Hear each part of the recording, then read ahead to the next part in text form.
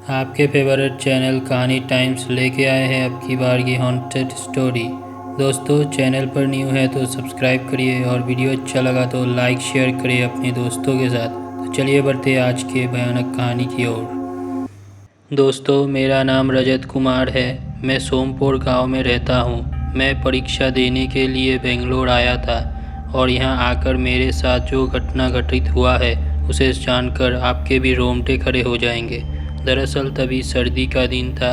चारों तरफ सिर्फ कोहरा ही कोहरा छाया हुआ था।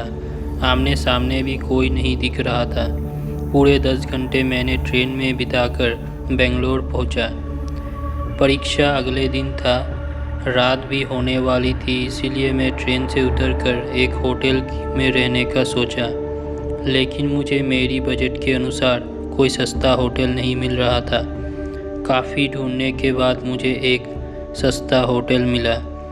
मैंने उस होटल में एक कमरा बुक करवाया और जब मैं कमरे की ओर गया तो मैंने देखा कि चारों तरफ सिर्फ जाले ही जाले लगे हुए थे। जैसे ही मैंने दरवाज़ा खोला तो ऐसा लग रहा था कि इस कमरे में काफ़ी सालों से बंद पड़ा हुआ है और कमरे का अंदर का नज़ारा एकदम डरावना और सुनसान लग रहा था।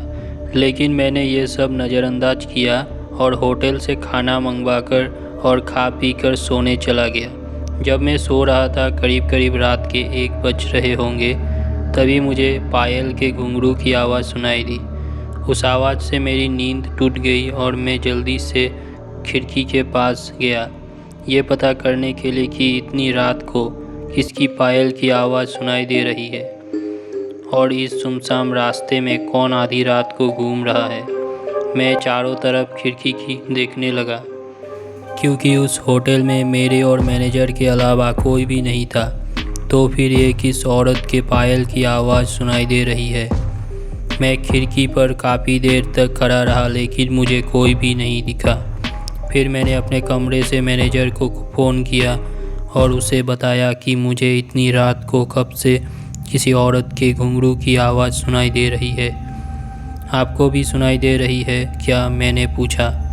मैनेजर ने भारी आवाज़ में बोला, सर ऐसी कोई बात नहीं है, आपको हवा से ऐसा लग रहा होगा, मुझे कोई भी आवाज़ सुनाई नहीं दे रही है। और वैसे भी ये इलाका जंगल के पास है, यहाँ तो हल्का हवा भी तूफ़ान जैसी लगती है। आप सो जाइए आराम से। मैं उसकी बात पर भरोसा करके फिर सोने चला गया।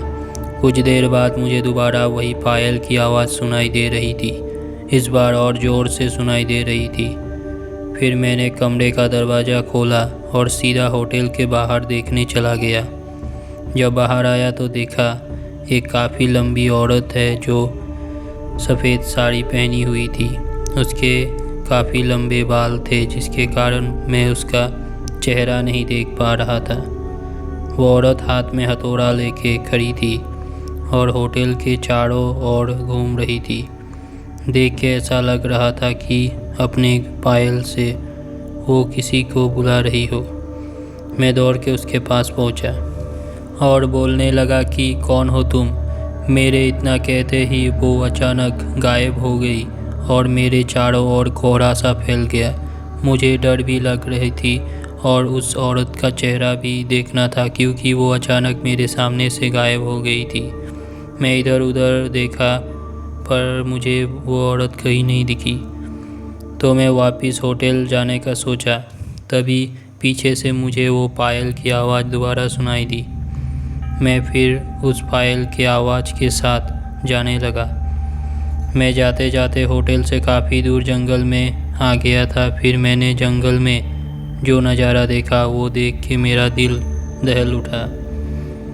मैंने देखा उस औरत ने एक पीपल के पेड़ पर 6 लोगों का लाश टांग रखा था और बारी बारी एक एक को नोच नोच कर खा रही थी। उसका मुंह लाल रंग का हो गया था और चेहरा आधा जला हुआ था। मैंने ऐसा नज़ारा पहले नहीं देखा था। डर के मारे तो मेरी सांसें अटक गई, जिससे मुझे ज़ोर ज़ोर से खांसी आ गई और इस कारण उस चुड़ैल का ध्यान मेरी ओर आ गया। मुझे तो लगा कि मैं यहाँ भगवान को प्यारा हो चुका हूँ। लेकिन तभी मुझे मेरी माँ की बात याद आ गई। उन्होंने मुझे जाने से पहले बताया था कि बेटा, जब तुम्हें कोई भी परेशानी हो तब हनुमान चालीसा याद कर लेना। और मैंने बिना कुछ सोचे हनुमान चालीसा पढ़ना शुरू किया और धीरे धीरे अपने कदम पीछे ले रहा था कि तभी वो मेरे सामने आ गई। मैं ज़ोर ज़ोर से हनुमान चालीसा जाप करते हुए ऐसी रफ्तार से भागा मानो मेरी अंदर कोई शक्ति आ गई हो। भागते भागते वापस होटल पहुंच गया। होटल पहुंचते ही मानो मेरी जान में जान आई।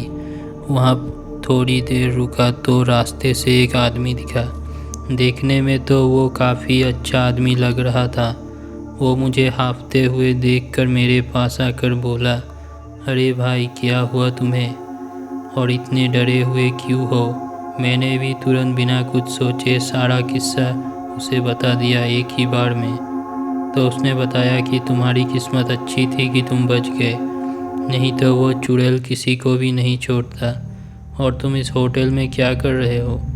ये होटल बंद हुए काफ़ी साल हो चुके हैं। इतना सुन के मेरे पसीने छूट गए। फिर वो आदमी बोला कि कुछ साल पहले एक लड़की को 5-6 लड़के मिलकर उसके साथ भयानक तरीके से रेप करके उसको रूम 944 में जला दिया था।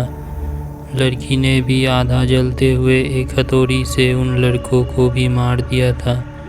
तभी से वो लड़की चुड़ैल बन के हाथ में वही हथौड़ी लेके जो भी रात को गुजरता है उनको अपना शिकार बनाती है। ये सुनकर मैं माथे पर हाथ रखकर ज़मीन में घुटनों के बल लेट गया और ज़ोर ज़ोर से रोने लगा।